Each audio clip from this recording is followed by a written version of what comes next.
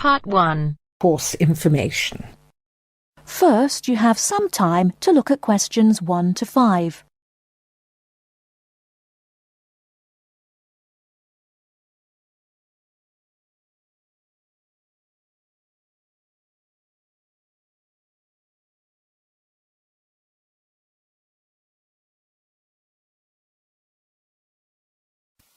Hello, I wonder if you could help me. I am interested in enrolling in your MBA programme. Could you give me some information, please? Yes, of course. I'll take a few details first of all, and I'll give you a copy of our prospectus.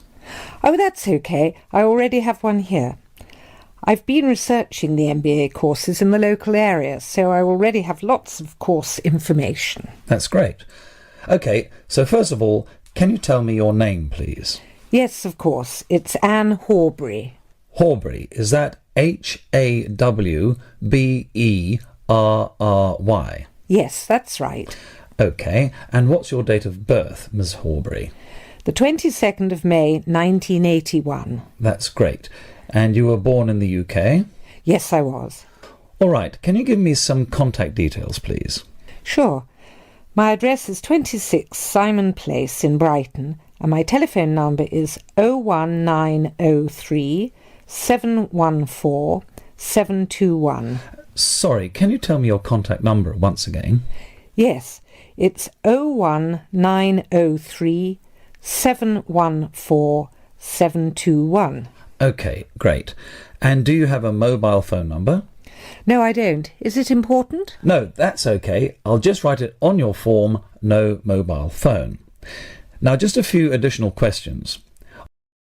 Before you hear the rest of the conversation, you have some time to look at questions 6 to 10.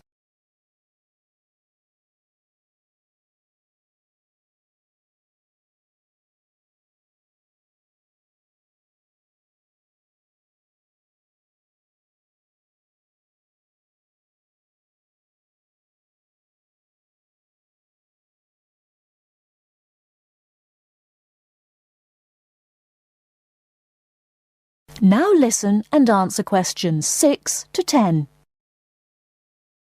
Are you working or studying anywhere else at the moment? Yes, I'm working for Lloyd Enterprise in the city as a secretary, and I'm also attending a computer course part-time in the evenings. Great. So can you give me some details about your educational background? We need to make sure that your qualifications match the entry requirements. Yes. I completed a business degree a year ago. I've been working since my graduation, but the job market is very competitive these days, so I'd like to do some postgraduate study now. OK, that sounds fine. Your degree is relevant, and it's good that you have some work experience too. I do need to warn you, though, that our MBA programme is extremely popular and gets full quickly. So would you be interested in applying for any alternative courses if your application is not successful this time? Well, my first choice would, of course, be the MBA, but yes, I've had a good look through your prospectus, and I would also be interested in the International Marketing course. That's great. It's always a good idea to keep your options open just in case. Finally, can you tell me where you learned about our courses here? Actually, my cousin studied the MBA course 2 years ago, and she recommended it to me. OK, well, thank you for coming in today. I will pass your details on to our admissions department. They should contact you this week with a formal application form, and they usually invite MBA candidates to come in for an interview. OK, well, thanks for your time. No problem. Good luck with your application. That is the end of Part 1. You now have half a minute to check your answers.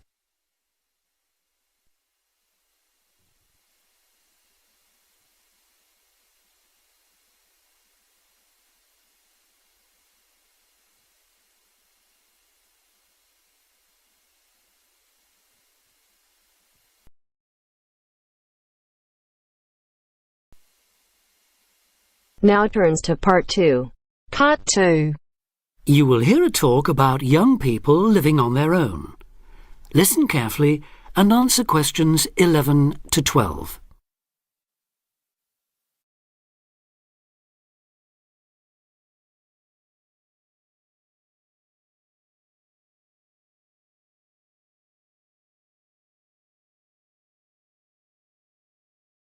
Listen carefully and answer questions 11 to 12. Loneliness is something we all suffer from in varying degrees, but young people living on their own can be particularly vulnerable. Many who leave the family home find they are less confident and have more difficulty in finding their feet than they expected. Often, going to work or study in another town or city will be the first time they have lived away from home. Although this may sound like an adventure for those dying to get away from the glare of the parental eye, for others it is a daunting prospect which generates apprehension, uncertainty and even fear. In fact, in a recent survey of over 1,600 people who had recently left home, 32% said that understanding and coping with loneliness was a crucial issue for them and made them feel highly stressed and distracted. An annual report by researchers last year recorded a noticeable increase in the number of individuals with homesickness, transition and isolation issues. Acknowledging that feelings of loneliness and isolation could impede progress at work or study, they examined the number of people using the welfare and health services. They found that young people in particular were prone to difficulties. Last year, 61% of all people using counselling services were aged under 30, and of this group, 57% were men. Now listen and answer questions 13 to 20. Leaving home involves a major change in lifestyle, work patterns, and degree of independence. You will be away from home, family and friends, and are no longer supported by familiar surroundings. For this reason, in the first year, a lot of young people suffer from loneliness. Ironically, this sense of isolation comes at a time when you are likely to be surrounded by people most of the time. Living in a busy city, travelling on crowded buses and trains, you will be constantly among people.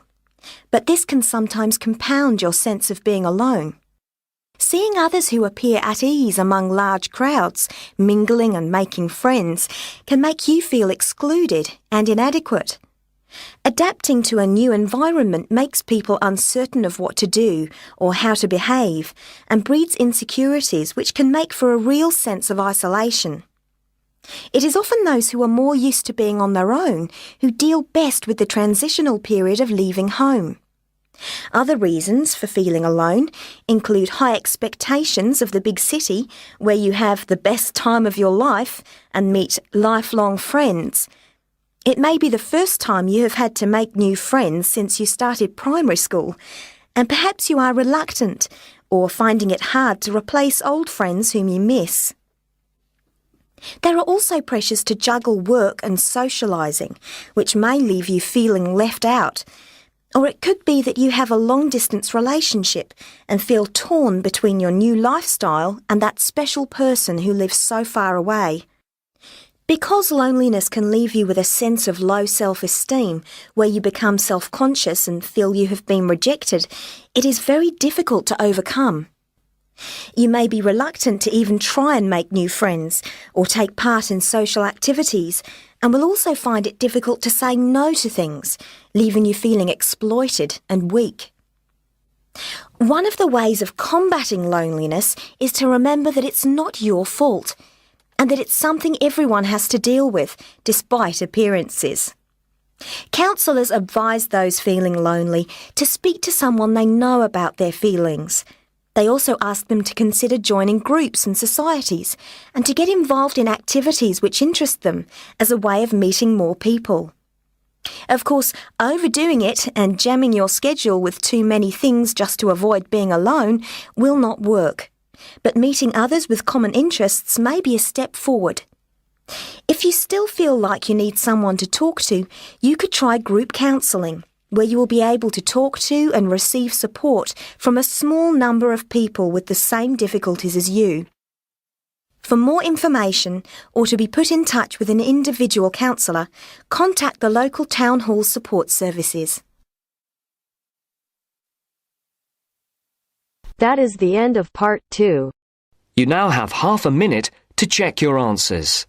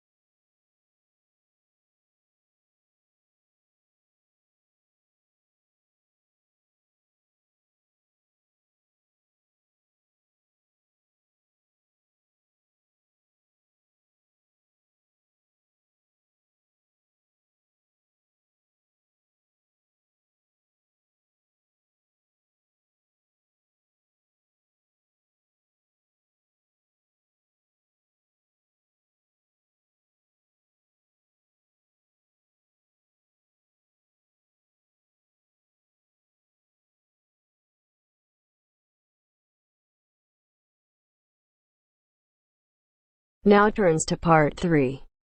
Part 3. You will hear two students, Jenna and Marco, discussing a business studies project they have to do. You now have 15 seconds to read questions 21 to 24.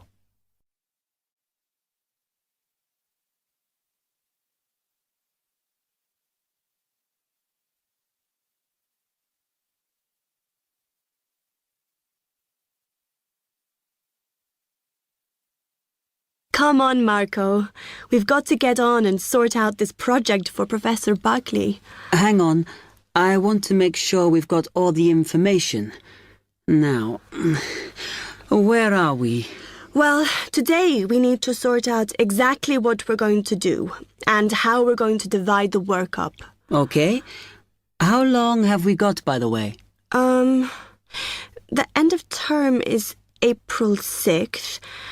And he said to hand it in on week 8, so that's March 25th at the latest, because the beginning of that week is the 21st, so not long. Right. Have you got the notes there? Yes. He wants us to do a fairly small-scale study, like the last one, on whether or not businesses were offering more benefits to staff. And we've now got to look at the rise in older workers. It should be fairly straightforward. Yeah, as long as we keep it small. Who's marking it? I don't know. Sometimes he gets the PhD students to mark it for him. Oh, actually, it just says here, a senior lecturer. I suppose it's too much for Professor Barclay to do them all. Yeah. Anyway, how are we going to go about this? Well, we have to decide how big we want it to be and who... Yeah, but I think we must sort out a timetable for the project. Otherwise, nothing will get done. Okay. Do you want to do that? All right. I'll do it as soon as we finish here. Before you hear the rest of the talk, you have some time to look at questions 25 to 30.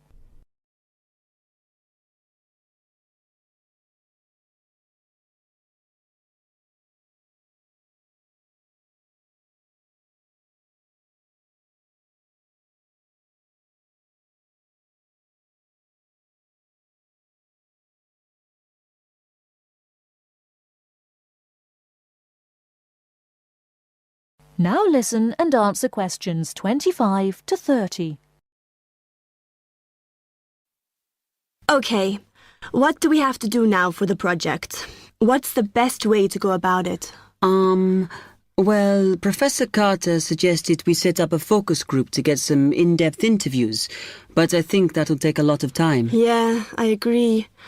If we did a focus group, we'd have to spend time deciding who to include in it, and it's not necessary to do one anyway. Oh, fine. And if you agree, I think we should get in touch with the businesses on the list Professor Carter gave us and ask them if they're prepared to participate. Sounds good. Then we can go there, give them questionnaires and collect them later. Exactly. Okay. Then do we need to book one of those study rooms in the library so we can work together to input the data? Perhaps not, as I guess just one of us could just sort it out actually. Yes, that would be easier. A lot of what we're doing is qualitative, so it'll be writing up rather than statistics. No software for that, I'm afraid. And I think it would look better if we had actual shots of some of the staff, because we're citing appearance as a factor in employability, aren't we? Yeah, okay. I'll factor that all in when I sort everything out tonight. I'm glad we decided to work together. I think it's going to work out well. Yes, well, given that we had to work in pairs on this project, I think we were right to choose each other. We complement each other academically, as we're each good at what the other isn't. In fact, we should have tried working together before. Yes. Now, how shall we split the work? I'll do the analysis, shall I? Oh, okay. It's just that it might be faster, because I'm used to doing it. Although your English is better than mine. I need more practice at reading, really. Okay, I'll do the presentation then, if that's okay with you. Yeah, sure. I don't mind speaking in public, but I hate preparing all the notes for them. The thing is, the tutor said one person should do the whole presentation, and he said he expects me to do it because I haven't done one yet. No, that's fine. Now, let's see.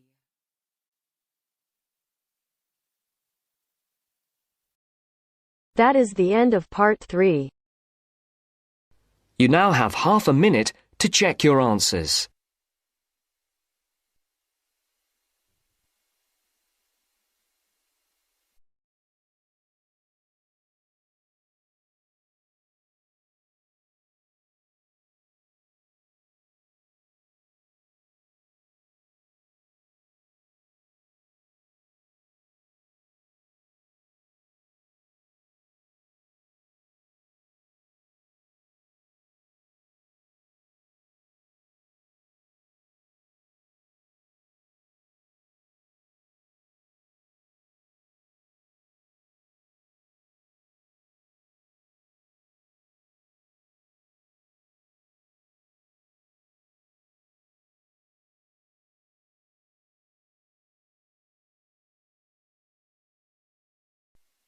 Now turns to part 4.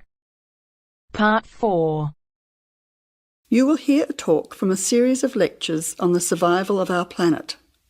Professor Samson talks about endangered species of flora and fauna. First, you'll have half a minute to look at questions 31 to 40.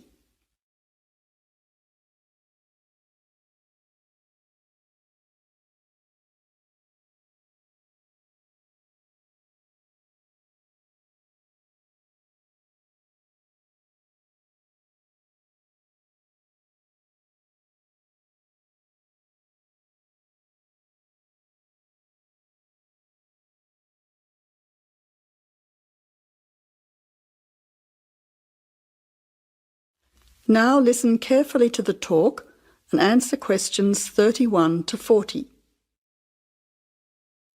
Good afternoon, ladies and gentlemen. Today's topic in this series of lectures on our planet is about ensuring the survival of our very important plant and animal species. In this lecture, I want to discuss one way that we can do this.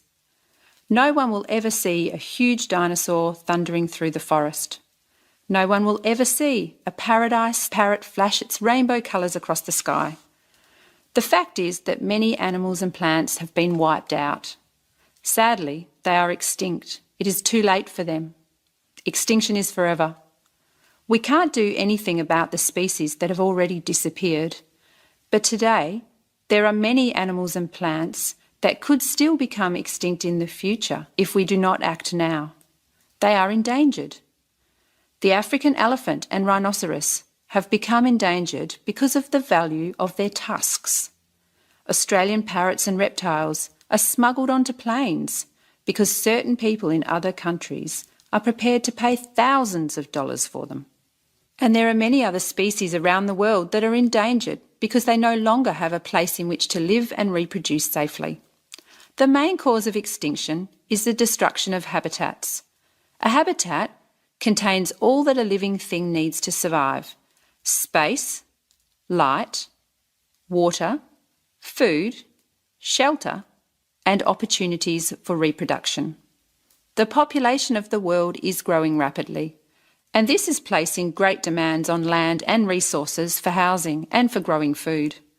When vegetation is cleared and swamps are drained for agriculture, mining and suburbs, or when rivers are dammed to store water, plants are destroyed and animal life is threatened. In other words, humans are changing and destroying the habitats of animals and plants, which is in turn reducing their chances of survival.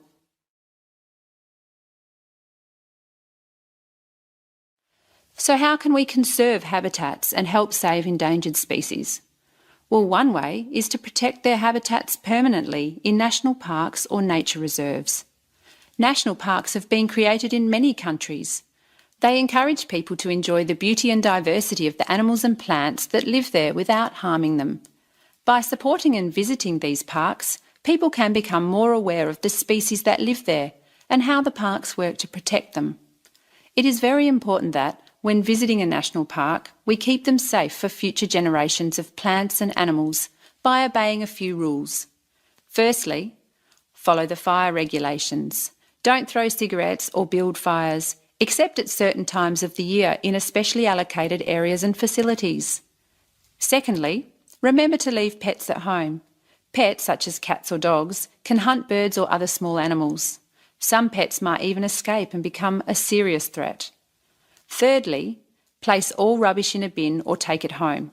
Plastic bags or leftover food are dangerous to the animals and harm the environment. Don't pick the flowers or damage the plants. Flowers create the next generation of the plant. Also, for the same reason, birds' eggs must be left in their nests. The loss of species in the past is sad. However, there is hope for the future. Despite the demands of our increasing population, we can work to protect the plant and animal species we still have. So I would like to conclude by saying that I believe that, with strong public awareness and support of these national parks and reserves, the future of endangered species can be ensured.